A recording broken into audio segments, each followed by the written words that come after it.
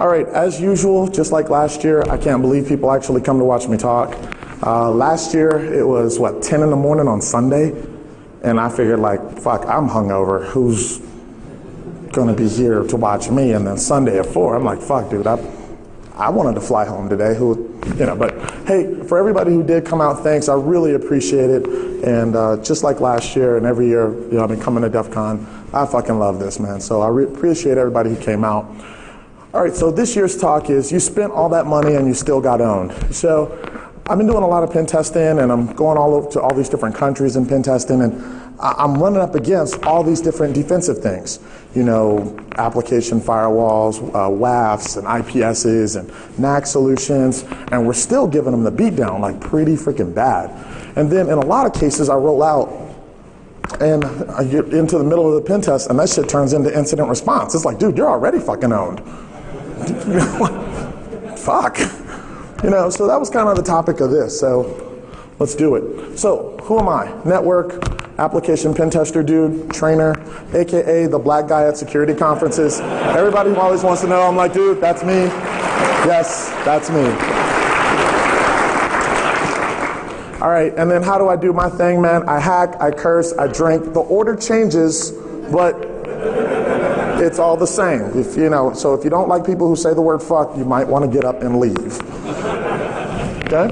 All right, so I always do this because, it's that nostalgia, especially since I'm here at Defcon, man. Let me take you back, all right?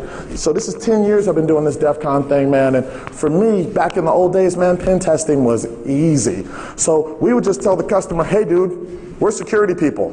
And the customer would be like, oh, okay. Oh, damn. The security people are here. And then we would break out our open source tools like Nessus. Who remembers when Nessus was free? Shit.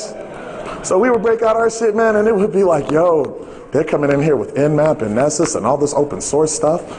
And then we would go out, hit our websites like rootshell.be, PacketStorm. Anybody? Who's with me? That's what I'm talking about, right? The good old fucking days when you would just yank down your shit, fucking compile it and be like, yo, fuck, I need these libraries from over here, and then / the fucking planet and just drop shells every fucking where. So then we would take screenshots and be like, yo, man, we gave your network the fucking beatdown. Here's the report. Right? And then after that, it was like this. Remember that shit? Remember that shit? Your network fucking sucks. Pay me. Well, today, man, everybody's a CISSP. And then, do you guys go through this? The dude who hires you thinks he knows more than you. And, sometimes he actually does. But, fuck, why'd you hire me then? So he's like, well, we're doing this, we're doing this. We've got the IDS, we got the IPS, we got the NAC, we got the WAF, we got the this, we got the that. So I'm rolling out there, and I'm like, this is some bullshit. So let me walk you through a little story. Now, anybody who does my talks knows that I always got a story. So, story. I'm pen testing this client about 1.5 years ago. I get out there and the customer's like, okay, Joe, well, you've already been auditing these subnets. Can I get you to go over to this subnet and do a VLAN ACL audit? Okay, now, have any of you ever done a VLAN ACL audit? Okay, well, you guys are smarter than me because I had never done one. So I'm back there, I'm like, what exactly do you want me to audit? He was like, well, audit the VLANs. So, all right, I go over and I look at the config, and I'm sitting with the network admin, and they've got, for 300 users, 90 VLANs. Now, I'm having a moment. I'm like, how the fuck you got 90? You ain't even got... So I'm like, all right, cool. I'll tell you what. Let's get a little piece of paper, and I just walk from person to person. I was like, hey, man, do you need this VLAN? Yo, do you need this VLAN? How about this one? So I went through this VLAN ACL audit, and then I go through all these VLANs that aren't being used. I'm like, okay, you're not using this one, you're not using this one, you're not using this one, you're not using this one. And this is like a big, big fucking company. So we go through and we audit all these VLANs, we do some network resegregation shit, move some shit around, and now I audit one of their DMZs. Company's got 4 DMZs. So I audit one of the DMZs, and I'm like, yo, man, these boxes, you got a couple of boxes out here that really need some patch updates. So I go over and I tell the deputy CIO, I'm like, yo, well, you got these boxes that need to be patched. You're missing some MySQL patches, you're missing some PHP patches, got a lot of stuff that needs to be cleaned up. So they have a meeting, because everything's a fucking meeting. They have a meeting, and then one of the developers stands up and goes, oh, no. We can't patch those. Those are our development servers.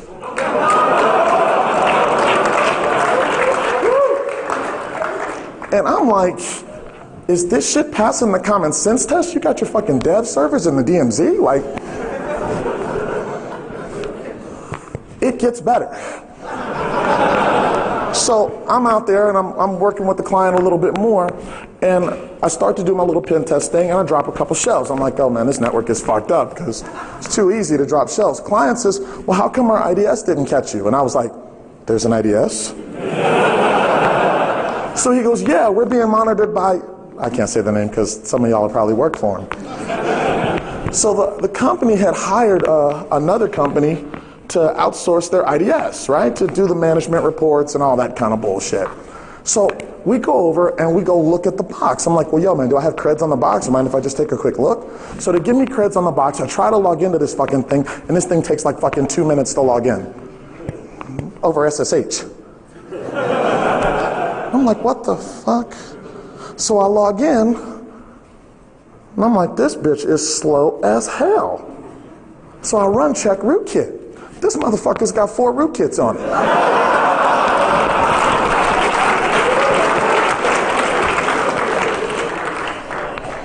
Pen testing at its finest. Okay, so what do I do when I'm up against these big companies? People are like, dude, you audit all these fucking banks, you audit all these big fucking companies. And really, I just ask Google to help me. That's it. So first thing I do is I do a bunch of quick Google Docs. I look for SQL errors. I look for remote file includes. Anything that's going to give me a quick shell. Okay? Always go for the quick shell. Go for the fucking jugular when you're on a pen test, dude. Don't do all that bitch scanning shit. Go for the fucking jugular. Okay, so I always look for SQL injection, always look for RFIs, always look for cross-site scripting. Try to find that stuff right away. Then after that, start trying to do your passive recon stuff. So I try to figure out like, okay, well, what subnets do they have? Where's all their stuff located? I use this fucking unbelievable tool called Firefox. Fucking unbelievable, man. You would be amazed at what it can do. So passive recon is one of the tools that I use, something you really got to try out. I'm sure most of you guys are already using it. Definitely got to try that out. Maltego, definitely the shit. Definitely got to use that. And then the next thing I do is go look for load balancers. I run into load balancers on probably 30% of my pen tests now. It's getting real common, okay? So biggest deal for me, figure out if the box is load balanced, figure out if it's DNS or HTTP load balancing, because like I said, if you're shooting packets at it and then, the fucking load balancer is sending your packets every which way, well, it kind of makes the testing a little hard. So definitely got to figure that out first. And then once again, we have that amazing tool called Firefox that helps us find that out. So throw on live HTTP headers and make some generic requests to the web server. See if anything within the HTTP header changes. So if your first packet you send, when you get the response, it comes back and says IIS5, you send another packet to the same box, it comes back and it says IIS6, dude, it's probably load balanced. Same thing with the dig command and netcraft. Netcraft is freaking awesome. You'll often see stuff, it'll tell you right there in it, F5, big IP, and all of that. And you can also get the IP addresses of the load balancer itself. So that's been a real big deal for me when I'm pen testing. Load balancer detection is a shell script that does it. Halberd is a Python script that does the same thing. Okay, so these are some real good things to help you figure out what is the real IP of the host that you're trying to attack if it's behind a load balancer. All right, next thing I run into is IPSs. So it seems like everybody has an IPS. However, the overwhelming majority of my customers have it in IDS mode. Does anybody else have this issue? Where you're like begging, turn the fucking thing on, dude, let's block some traffic. Really, we'll see what happens. Okay, who's of the belief that if we block some legitimate traffic, we'll make note of it, and then we'll allow that. So fuck it, let's block all the rest of the shit. Who's with me? Okay, I'm just making sure that I'm not the only one who thinks this shit, right? So, okay. So when I'm trying to figure out if I'm up against an IPS, I do some real simple things, okay? I'm a Linux guy. I'm using Windows right now, and I feel a little dirty, so please bear with me, okay? So first thing I break out is I break out curl, and you see that I go for WinNT system32 cmd.exe. Now guys, this attack has not worked since Jesus was walking the earth. Let me inform you if you do not know. Okay? The only reason that you're doing this is you're just trying to see if something blocks your IP address or sends you reset packets to your connection. So if this thing sends you a reset packet when you ask for cmd.exe, well, it's probably an IPS. If it blocks your IP address, it's probably an IPS. It's like unbelievable deductive reasoning here, right? So some guys from purehacking.com came up with a tool that does this, active filter detection. The Aussies in the house. So they got this figured out, really good tool. I'm working on some stuff in Python to kind of change it up and enhance it a little bit. So, you know, for those of you guys who support Python, fuck Ruby. If any of you guys support Python, come holler at me. We're working on some shit. Yo, fuck Ruby. Whatever. Okay? By the way, did I mention I curse?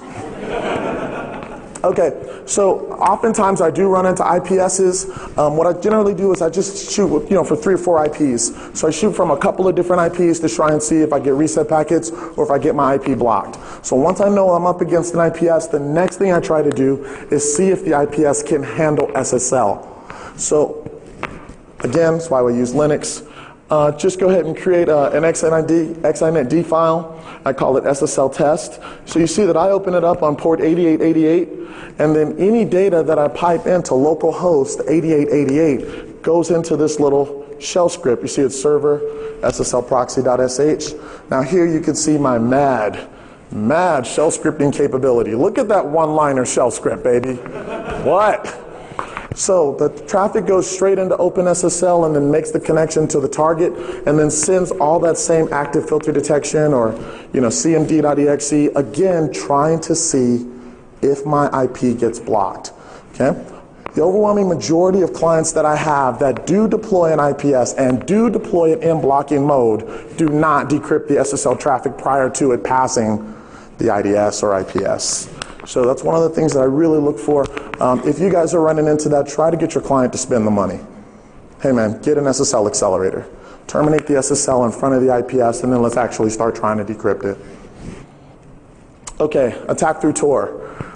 I do this a lot. So I fire up Tor, push all my stuff through Tor and Privoxy, and then that same thing where I just push all my attacks to localhost and it pipes out through Tor, same thing. So for this one, the recommendation is get your clients to block Tor exit nodes. Okay? Most companies don't have a valid reason for needing people to connect to them through privacy. Sorry, I know we give a shit about privacy, but fucking companies don't. So tell everybody, block Tor exit nodes. That's the big thing that I'm doing with a lot of my customers. I don't have glip proxies in here because the hangover was really affecting my ability to do slides this morning. Okay? And then the last thing that I've been running into is WAFs, web application firewalls. So because I do a lot of PCI pen testing, and some genius over at the PCI Council figured that, hey, if you have a web application vulnerability and you don't want to fix it and you deploy a WAF, you are somehow now PCI compliant. For some reason, I'm pen testing a lot of WAFs now. So things with the WAFs, they're actually not that difficult to identify. Pretty much just throw any freaking character at it and this thing fucking gives up the bit. She's like, yo, okay, I'm a WAF. Really fucking difficult to figure out if you're attacking a host that's behind a WAF. So you send it any special character and then the thing fucking like gives you all kinds of weird things. So if you request cmd.exe and you get a method 501 instead of a 404, file not found, you're probably up against Apache mod security. Now newer versions of mod have changed this. But who the fuck really upgrades their WAF, really? So I run into this a lot still. Also another one that I run into, Actronics Web Night. You see that in the HTTP response header, it gives a response code of 9999 and no hacking. So I run into this. if you're seeing that you're not up against one, just start adding things to it to see what it does and see if it gives you a 404 for a file that it should not have. I request joe.exe and then I request netcat.exe, nc.exe, and I just look at the differences between them. I mean, that's it. If you send a good request that gives you a 200 OK, you send a bad request for a file that doesn't exist, and then it gives you a 404, and then all of a sudden you insert something for cross-site scripting and it gives you a completely different error, you're up against some sort of defensive mechanism. Make sense? All right, so based on that, start playing the encoding game. So if you figure that you're up against a WAF, see if this thing handles hex. See if it handles UTF-7, UTF-8, UTF-16, base 64, or mixing of them. See how it handles the multiple encodings. Most WAFs cannot handle encoding very well, okay? Especially if you start mixing the encodings together, okay? So it's a good way to try and see if you could get by the WAF. Okay, good buddy of mine, Sanjo Gachi and Wendell, they wrote a tool called WAFWoof, and I started contributing to it last year. I think it's the shit, and it's in Python. So, the cool thing that we're doing here is we're fingerprinting the HTTP response headers and we're identifying web application firewalls. And I fucking love it. So right now we've got a pretty good list, about 10 or 12 WAFs, and the list is getting bigger and bigger. The next thing that we're working on is called WAF Fun, where we're gonna work on a tool that actually brute forces web application firewall rule sets, and it's in Python. So I'm real excited about that, guys. I really wish that we had made more progress with it, but working, drinking, working and drinking, it was kind of hard to get the tool done so that I could have a working demo. But hopefully, the next couple of conferences and next year we'll have a working demo of WAF Fun, so you can see the brute forcing WAF rule sets. I think that's going to be the shit. Okay. All right. So quick thing that I use, Gary O'Leary Steele, he wrote a tool called Unicode Fun, and it's great for it's Ruby, I know, but. Fuck Ruby. So we're gonna get that shit moved over to Python, and in my tool it's gonna be in Python. So we're putting that in Python and we'll do the different encoding. We wanna make a tool specifically for web application attacks that's gonna be part of the WAFit framework. WAFit framework will include WAF Fun and WAFWoof. And we'll specifically be working on multiple encodings and proxy awareness so that it can jump on Tor and it can jump on glib proxies while it's doing all these different things. So that's really what we're looking for. Okay, we already talked about attacking websites through Tor. I talked about this a little bit last year. I don't know if anybody here works for .NET Defender or whatever fucking company makes .NET Defender. We found that their ability to defend against SQL injection, how do I articulate this? Fucking sucked. So if you throw, like right here, this is a generic cross-site scripting attack. So it says script alert XSS. And the fucking thing is like, danger, Will Robinson, danger, we've run into cross-site scripting. And then it gives you this big message that says, dude, we fucking blocked you. So now, here I'm trying SQL injection with no encoding at all. And .NET Defender doesn't care. So, they block some SQL injection, specific statements like the word select. This is the height of IDS and WAF technology, right? I'm going to block the word select. So if you encode it in Unicode, you walk right by it. So they decided to fix this last year, but they didn't fix any other encoding. So if you use any other encoding, you still walk by the thing. Does anybody work for this company? If you do, please holler at me like when I get off stage, because that I don't get it, dude. Okay, and yeah, that's still me dumping the admin password hash with no encoding at all against .NET Defender. Sorry, dude. Fix your shit. Okay, so biggest things that I'm doing now, getting into the land from the web. It's getting harder. It's getting harder, but it's still possible. So. SQL Ninja, the dude Ice Surfer who wrote this tool, it's in Perl, but I'm not hating him for that because I was a Perl monkey, but I've seen the light, which is Python 3. I am gone, I am gone, I am gone. But his tool works really well. You can upload Netcat, Interpreter, DNS Tunnel. Great support for that. So I really think that's a good project. And then he just released an upgrade not too long ago. Okay, SQL map, especially since it's in Python, fucking rocks. Okay, it allows you to upload interpreter shell, and it has its own OS shell that you can fucking drop. It's freaking awesome. So you can just, go right at it, and it drops to where it says OS shell, and you can just do your operating system commands, ipconfig, netstat, or whatever, or you can go straight to an interpreter shell. I use this a lot. Still works. Okay, all right. We have to focus on the important stuff. The important stuff is not getting caught, okay? We're officially going to title this section of the talk, Don't Be a Tiger. Okay? The goal when you're doing this is not to get caught. I don't know. Who thinks Tiger's a punk? Tiger's a fucking punk. Like, okay, help me here. If I'm worth $1 billion and you're a porn star, you fucking know I'm going to have some people kill you if you talk, right? I'm just making sure. Who's with me? Raise your hand if you're with me. Yeah. She ain't fucking talking. All right, so biggest things that I run into, filter evasion. You have a lot of people who try to do all types of things. So the first thing is client-side filtering. This is bad. This is bad. This is bad. This is bad. Did I say that this is bad? This is bad. Do not use JavaScript or VBScript or anything client-side to try to filter input to your critical application. Or if you're using a framework like J2EE where your frameworks create this JavaScript for you, you're going to have to write server-side code that checks to verify what's coming in from the client. Okay, you just got to freaking deal with it, man. Anything that's happening on the client's machine is his. So I have to do these little lessons for developers. I'm like, okay, developer, I want you to think about this. You're going to put all the security on the hacker's laptop. What do you think? Right? So, guys, don't use client-side filtering. Do not use client-side filtering. Okay? All right, restricted blacklist. I oftentimes run into people who now restrict special characters. Well, you can't send an equal sign, can't send a greater than sign, less than sign, or something like that. But especially with SQL and syntax, you don't necessarily have to say that 1 equals 1, because isn't 1 kind of like 1?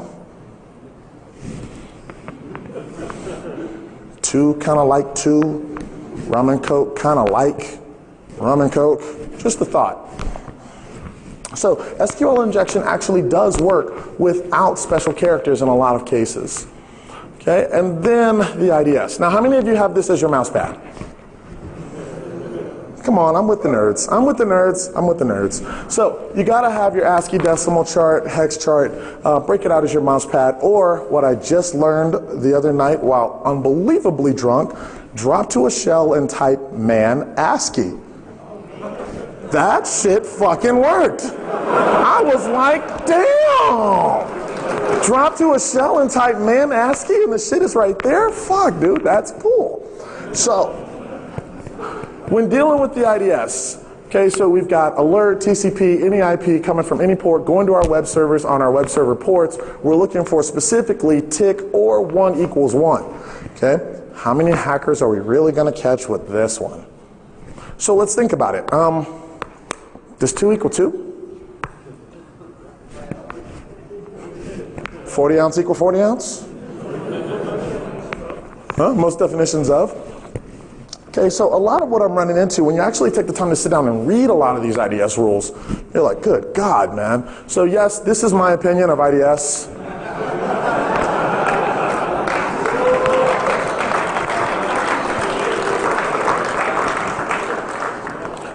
Okay, and you're starting to see that it really doesn't matter. I mean, you know, as people do like this and or, and they're looking for still 1 equals 1 or 9 equals 9 or, you know, anything like that, you're going to find that, man, it's just it's a losing cause. And thank God, SQL map does all this obfuscation that I'm showing you up here by default, and it's in Python.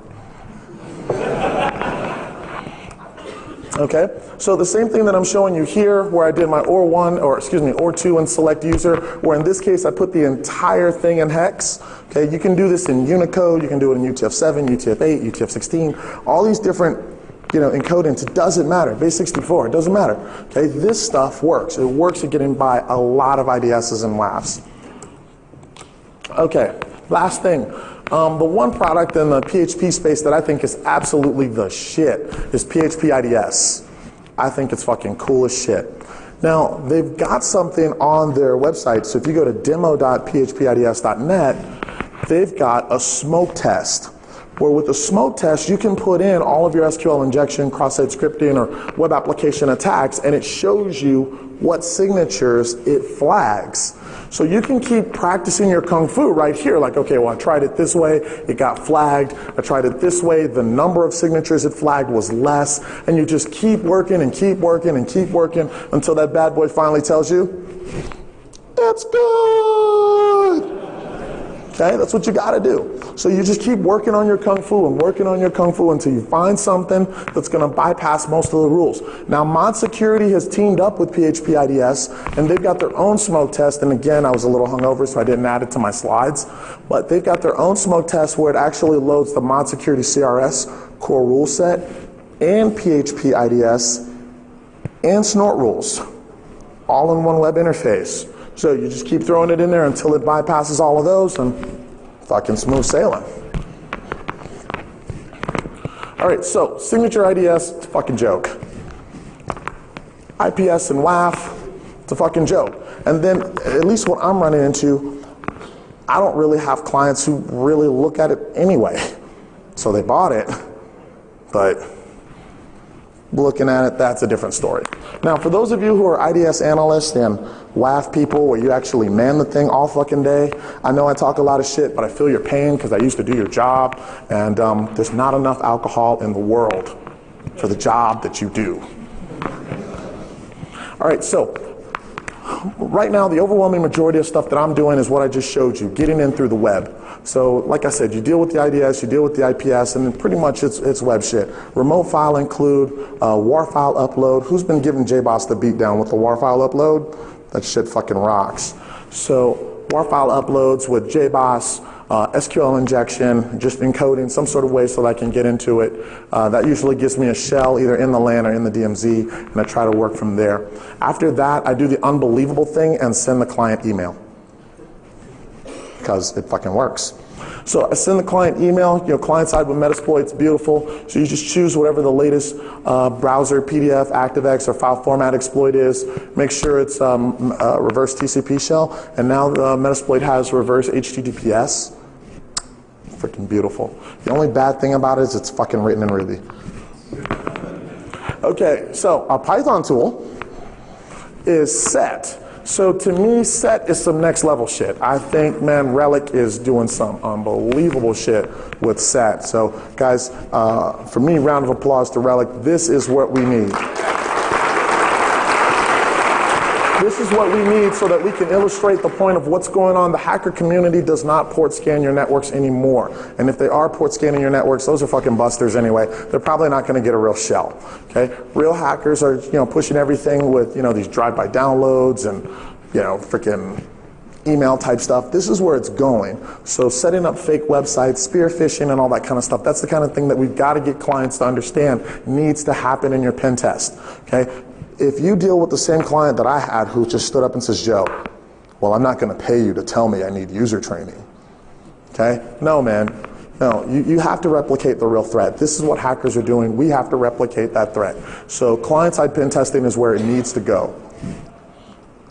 Okay, pivoting into the LAN. Well, since the overwhelming majority of my attacks are client-side after my web stuff, pivoting into the LAN is important. So Metasploit supports the pivot. If not, I have a whole cab file upload thing where I upload some cab files that have all of my executables statically compiled, so there's no install. And I just use that as my workshop to pivot into the LAN.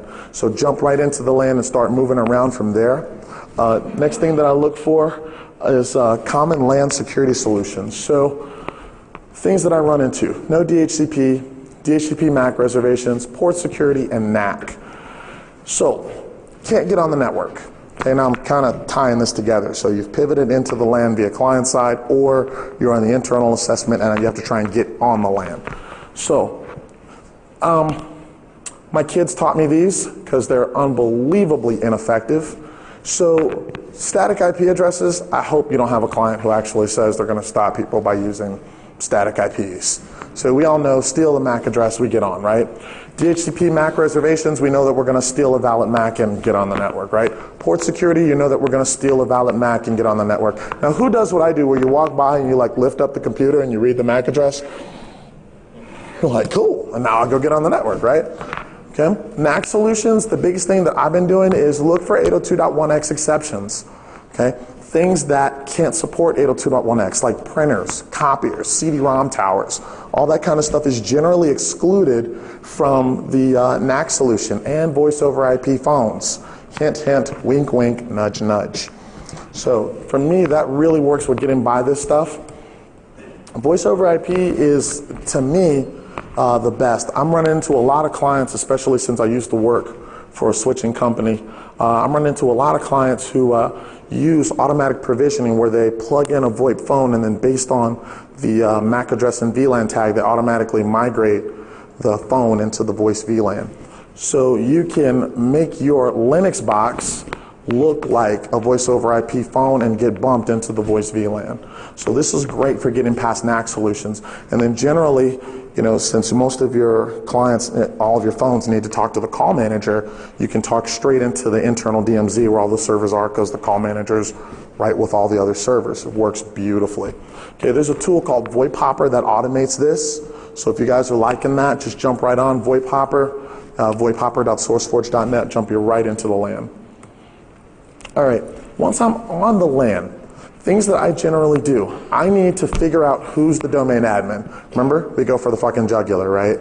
Figure out who's the domain admin. So that's what all these net commands are. So see my environment variables, that's what the set's for, and then do the net view domain, net user, net local groups. Figure out who's in what groups within the network, so that we can try to attack his machine. Now, if we're able to get local admin or local system, that's even better, because the next thing that I do is I look around the network for that specific user on that machine. So you just script all these different things to look around the network to figure out where that domain admin's box is, especially if you've already got local admin or local system. So you find where his box is and then jump on his box. Once you jump on his box, you can also use PSExec shell. So once you jump on his box, that's when I start looking to escalate privileges. So escalating privileges is one of the things that I think is really hot. On Windows XP, the old @ trick still works, even up through Service Pack 3. Who uses that? @/interactive cmd. Beautiful. So that works, and I ran into this on a bank pen test. So you're seeing that I had to kill McAfee, I had to turn off the hips, turn off intercept agent, turn off fire PM, and then I had to use all this PS kill to unhook all of this other stuff that's running. Last thing that I didn't get on my slide, someone asked me about, because they were like, well, when you do that with McAfee, the first thing you need to do is escalate to system, right? Same thing works for Symantec endpoint protection. You have to escalate to system so that you can start trying to kill all this stuff off. So you kill all this stuff off, and after a while, it restarts. So you'll have to unhook the DLLs that are in memory to stop that. Okay, and I didn't put that in my slide, but if you holler at me later, I'll give you the syntax to do that.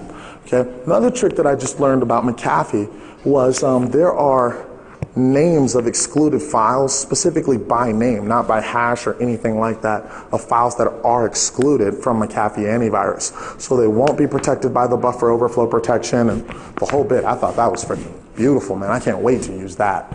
So holler at me if you guys want that, because I thought that was fucking sweet. Okay, so killing the hips as system with Metasploit, now they've got something called get system. Fucking rocks. So you can just write on Metasploit, say get system, and it'll pop you straight to system using one of the 4 methods, that name pipe, token duplication, or kitrot pod. Okay, and then the last thing that for me has just been the best is owning the domain. So as soon as I can get to the admin's box, then I'll use that token stealing and just try to take his creds. So impersonate the domain admin, and then you'll see me create a user group and add them to the domain admins group. So for me, that's been working great. Okay, defense. All right, so everything I talked about today, I've got these like 1-page or 2-page walkthroughs of how to do the attack and how to defend against it. So if you guys want that, just holler at me, I'll give you that. A lot of customers have been asking me for a lot of that kind of stuff. Just let me know, it's too easy, I'll hook you up with that.